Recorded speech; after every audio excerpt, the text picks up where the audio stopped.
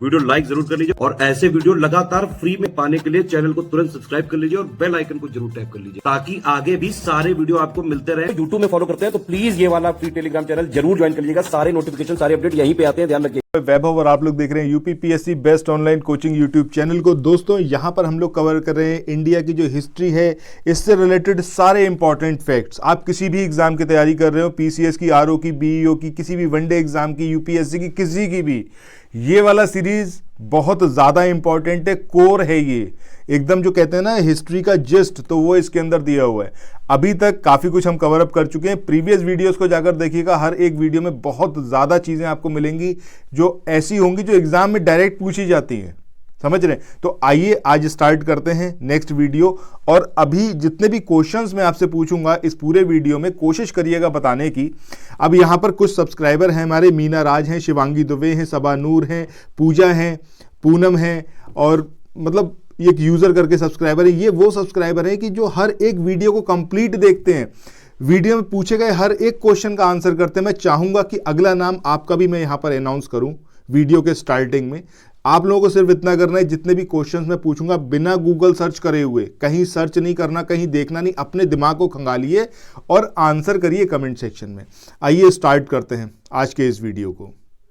दोस्तों पिछला जो वीडियो था उसमें हमने हड़प्पाई खुदाई जो हुई थी पुरातत्व की, तो वहाँ पर जितने भी विकास के प्रमुख चरण थे उसको हम देख चुके थे। इसके बाद आज का जो हमारा ये वीडियो रहेगा, इसमें हम स्टार्ट करेंगे महत्वपूर्ण धार्मिक बदलाव से। अब ये कब कब हुए, क्या क्या हुआ, ये डेट्स ऐसे तो नहीं आएंगी, बट ये ज़रूर है कि आपको क्रोनोलॉजिकली अरेंज करने के लिए एग्जामिनेशन में ज़रूर पूछा जा सकता है। सो अगर हम यहाँ पर बात करें लगभग 1500 से 1000 ईसा पूर्व, तो ये रहा है आपका प्रारंभिक वैदिक परंपराएं, इसका युग। इसके बाद लगभग 1000 से 500 ईसा पूर्व ये उत्तर वैदिक परंपराओं का युग रहा है। लगभग 6ठी सदी ईसा पूर्व इसमें प्रारंभिक उपनिषद, जैन धर्म और बौद्ध धर्म से रिलेटेड चीज़ें हुई हैं। लगभग 3री सदी ईसा पूर्व ये आरंभिक स्तूप का टाइम रहा है। लगभग 2री सदी पूर्व से आगे अगर हम बात करें तो महायान बौद्ध मत का विकास हुआ है। इसमें वैष्णववाद, शैववाद और देवी पूजन जो है उसकी परंपराएं स्टार्ट हुई। इसके बाद आगे हम बात करें तो लगभग 3री सदी ईस्वी में सबसे पुराने मंदिर जो हैं वो देखने को मिलते हैं। यहाँ पर आपसे ये क्रोनोलॉजिकली पूछा जा सकता है, आपको इस तरीके से दे देंगे कि महायान बौद्ध मत का विकास, उत्तर वैदिक परंपराएं, प्रारंभिक उपनिषद और प्रारंभिक वैदिक परंपराएं, और कहेंगे कि आपसे इसमें से बताइए कि अरेंज करके बताइए कि सबसे पहले कौन सी परंपराएं रहीं, उसके बाद कौन सी, उसके बाद कौन सी। इस तरीके से आपसे एग्जामिनेशन में पूछा जा सकता है, तो इनको एज इट इज़ याद रखिएगा। अच्छा, यहाँ पर हम बात कर रहे हैं महायान बौद्ध धर्म की, ठीक है। तो ये महायान एग्जैक्टली क्या था, महायान और हीनयान, बुद्ध को किस तरीके से देखते थे महायान बौद्ध मत को मानने वाले, और हीनयान बौद्ध मत को मानने वाले बुद्ध को किस तरीके से देखते थे, क्या समझते थे वो बुद्ध को, ये ज़रा कमेंट सेक्शन में आप लोग बताइएगा। चलिए आगे हम मूव ऑन करते हैं। यहाँ पर बात हो रही है प्रमुख राजनीतिक और आर्थिक विकास की। अब यहाँ पर सबसे पहले हम बात करें लगभग 600 से 500 ईसा पूर्व, तो ये धान की रुपाई, गंगा घाटी में नगरीकरण, महाजनपद और आहत सिक्के। अच्छा, आहत सिक्कों की यहाँ पर बात चली है, तो भैया कमेंट सेक्शन में ये बताइएगा आहत सिक्कों का मतलब क्या है, क्यों इनको आहत बोला जाता है, और किसके ये बने होते थे, मतलब कौन सा मटेरियल था जिसके ये बनते थे, ये कमेंट सेक्शन में बताइए। चलिए नेक्स्ट हम बात करें लगभग 500 से 400 ईसा पूर्व, तो मगध के शासकों की सत्ता पर पकड़। अच्छा, मगध की बात हुई है, तो मगध जो साम्राज्य था इसकी स्थापना किसने करी थी, और क्या आप क्रोनोलॉजिकली इसके जो शासक रहे थे इस एम्पायर के, उनका नाम आप बता सकते हैं, क्रोनोलॉजिकली बताना है, ठीक है, कमेंट सेक्शन में बताइएगा। इसके बाद आगे बात करें लगभग 327 से 325 ईसा पूर्व, तो मैसेडोनिया के निकट मतलब सिकंदर जो था इसका आक्रमण हुआ था।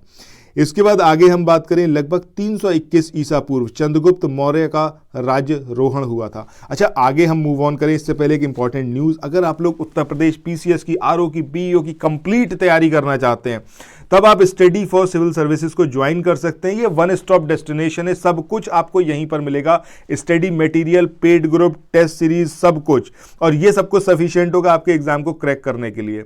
अच्छा, अब इसमें बात होती है कि आप किस तरीके से एडमिशन ले सकते हैं, तो ये जो नंबर आपकी स्क्रीन पर मैं लिख रहा हूँ 85648805 530। इस नंबर पर आप कॉल करके संपर्क कर सकते हैं। 9696066089 इस नंबर पर आप संपर्क कर सकते हैं, या फिर आप संपर्क कर सकते हैं 7523864455। इन तीनों में से किसी भी नंबर पर आप कांटेक्ट करके जो पेड ग्रुप्स हैं उसमें आप ज्वाइन कर सकते हैं। लेटेस्ट ग्रुप है, जितना जल्दी ज्वाइन करेंगे उतना बेनिफिशियल रहेगा। पीसीएस तो अब बहुत ज़्यादा टाइम बचा नहीं है, जल्दी से इसमें ज्वाइन करें। चलिए आगे हम बढ़ते हैं। तो यहाँ पर हमने बात किसकी करी? हमने बात करी चंद्रगुप्त मौर्य के राज्यरोहण की। इसके बाद लगभग 272 या फिर हम कहें 268 से 231 ईसा पूर्व की, तो ये अशोक का शासन रहा है। इसके बाद लगभग 185 ईसा पूर्व की बात करें तो मौर्य साम्राज्य का यहाँ पर अंत हुआ है। लगभग 200 से 100 ईसा पूर्व ये पश्चिमोत्तर में शक शासन, दक्षिण भारत में चोल, चेर, पांड्या और दक्कन में सातवाहन का पीरियड रहा है। लगभग 100 ईसा पूर्व से 200 ईस्वी तक ये पश्चिमोत्तर में शक, मध्य एशिया के जो लोग थे इनका शासन रहा। रोमन एम्पायर और सोने के सिक्के इस ड्यूरेशन में देखने को मिले। यहाँ पर बात करें 78 ईस्वी की, 78वीं ईस्वी, तो कनिष्क का जो है राज्यरोहण यहाँ पर हुआ है। और लगभग 100 से 200 ईस्वी में सातवाहन और शक शासकों द्वारा भूमिदान के अभिलेखीय प्रमाण मिले हैं। लगभग 320 ईस्वी में गुप्त शासन का आरंभ हुआ है। और 335 से 375 ईस्वी की बात करें तो ये टाइम पीरियड रहा है समुद्रगुप्त का। 375 से 415 की बात करें तो यहाँ पर चंद्रगुप्त द्वितीय। अच्छा, समुद्रगुप्त की बात चलिए, तो समुद्रगुप्त के बारे में आप क्या कुछ जानते हैं? प्रयाग प्रशस्ति के बारे में आप क्या कुछ जानते हैं? जरा कमेंट सेक्शन में बताइएगा, ठीक है। और इनको जो है भारत का नेपोलियन बोला किसने था, ये कमेंट सेक्शन में बताइए। आगे इसमें हम देखें तो यहाँ पर लगभग 500 से 600 ईस्वी में ये कर्नाटक में चालुक्यों का उदय हुआ, तमिलनाडु में पल्लवों का यहाँ पर उदय हुआ है। और लगभग 606 से 647 ईस्वी में कन्नौज के राजा हर्षवर्धन, चीनी यात्री हेनसांग की यात्रा, ये सारी घटनाएं रही हैं। लगभग 712 की बात करें तो इसमें अरबों का सिंध पर विजय, ठीक है। चचनामा तो आपने सुनी होगी ना, ये बहुत फेमस है। किसने लिखी है ये भी बताइएगा। चचनामा जो है ये तो आपको पता होगा, इसमें दिया हुआ है कि अरबों का सिंध पर विजय, बट लिखी किसने है? Who was the writer? Comment section में बताइएगा। चलिए अगला जो इसके अंदर टॉपिक आता है जिसमें हम बात करेंगे आपकी अभिलेख शास्त्र के क्षेत्र में महत्वपूर्ण प्रगति जो हुई वो कब कब हुई, क्या क्या हुआ। तो ये 18वीं शताब्दी यानी कि 1784 की बात करें, बंगाल में एशियाटिक सोसाइटी का गठन। ये ईयर जो है एज इट इज अपने दिमाग में आप सेट कर लो, 1784 एशियाटिक सोसाइटी का गठन, समझ रहे हैं। चलो इसके बाद 1810 का अगर दशक की हम बात करें तो इसमें कोलिन मैकेंजी ने संस्कृत और तमिल भाषा में लगभग 8000 अभिलेख जो है वो एकत्रित किए। 1838 जेम्स प्रिंसेप, इनके द्वारा अशोक के ब्राह्मी अभिलेखों का अर्थ लगाया गया। ये भी बहुत इंपॉर्टेंट है जेम्स प्रिंसेप, क्योंकि इन्होंने अशोक के अभिलेख को पढ़ा। 1877 अलेक्जेंडर कनिर्घम, इन्होंने अशोक के अभिलेखों के एक अंश को प्रकाशित किया। 1886 दक्षिण भारत के अभिलेखों के शोध पत्र एपिग्राफिक्स कर्नाटका का प्रथम अंक जो है वो जारी किया गया। 1888 ये एपिग्राफिक्स इंडिका का प्रथम अंक था। 20वीं शताब्दी में आए तो 1965 से 1966 डीसी सरकार, इनका नाम याद रख लीजिएगा, इन्होंने Indian epigraphy and Indian epigraphical glossary प्रकाशित की। तो ये नाम जरूर याद रखिएगा, डीसी सरकार। चलिए इसके साथ ही आज के इस वाले सेशन को यहीं पर एंड करते हैं। नेक्स्ट जो वीडियो आएगा इसमें हम बात करेंगे प्रमुख साहित्यिक परंपराओं की। फिर मिलते हैं नेक्स्ट वीडियो में। Till then thank you so much, have a nice day, bye bye.